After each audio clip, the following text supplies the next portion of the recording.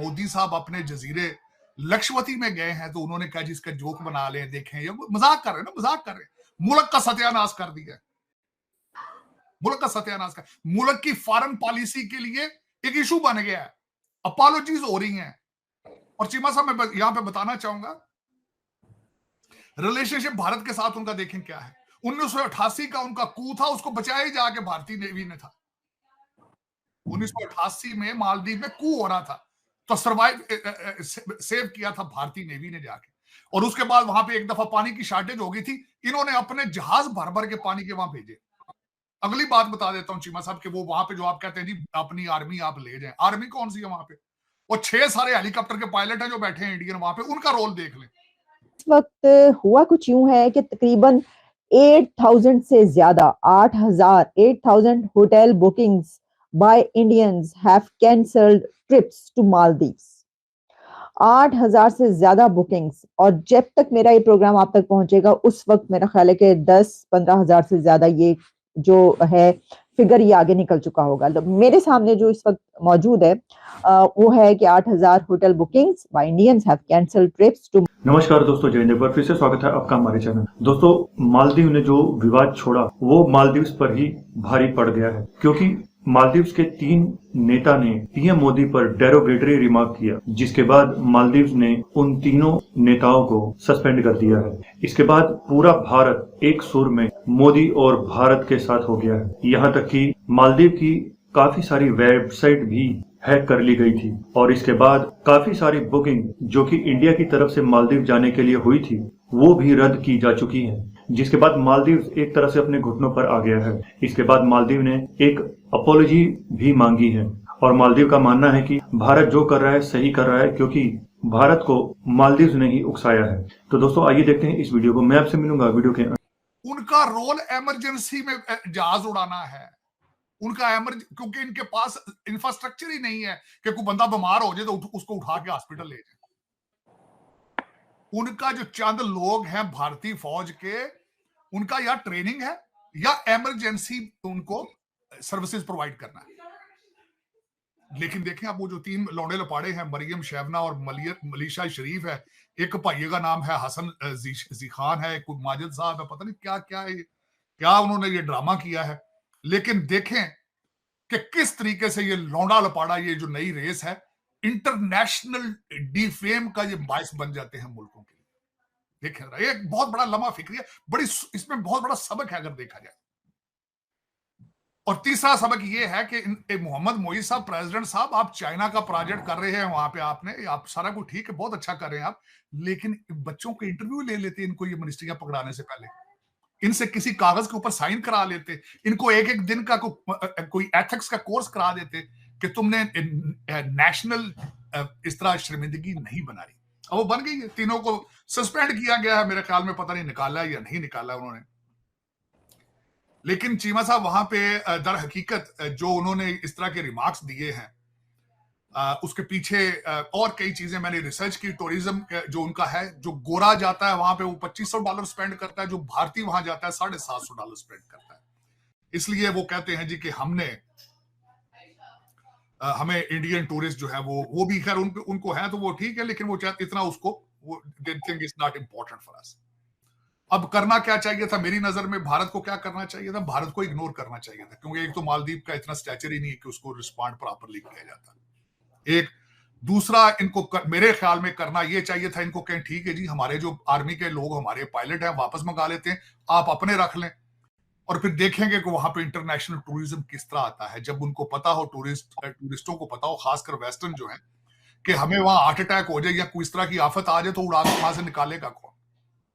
तो ये मेरा मकसद है, मेरे ख्याल में इंडिया को चाहिए। इस वक्त हो क्या रहा है कि they are totally going into the camp of Turkey and China, जो नई वहां पे गवर्नमेंट आई है। और ये बीमारी यहाँ पे ही नहीं है, मॉरिशस में भी इस तरह ही हो रहा है। नेपाल के अंदर भी चाइना जो है वो बड़ा खुल के पैसे फेंक रहा है और नेपाली अयाशी कर रहे हैं, इसमें कोई शक नहीं है। वहां पॉलिटिकल पार्टीज को वो बड़ा फंड कर रहे हैं। वहां पे जो गोरखे आके इंडियन आर्मी को ज्वाइन करते थे, और इस वक्त Nepalese are playing in the hands of India, China as well. China फिर आपको पता है ना कि वो मसल फ्लेक्स करता है, और उनका ये तरीका वारदात है कि कौम के गुर्दे लिखवा के उनको श्रीलंका बना देता है। आप श्रीलंका की मिसाल सबके आपके सामने।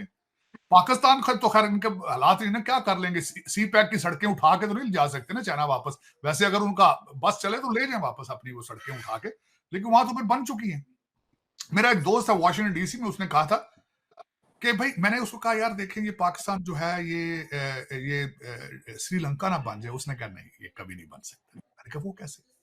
उन्होंने कहा वो पैसा जो पैसा पाकिस्तानियों ने चाइना से लिया है वो पाकिस्तान में तो है ही नहीं है। वो पैसा सारा तो पड़ा है लंदन में, और मकान बने, फ्लैट सारे दुबई में। उनको रिपोजेस किस तरह करेंगे?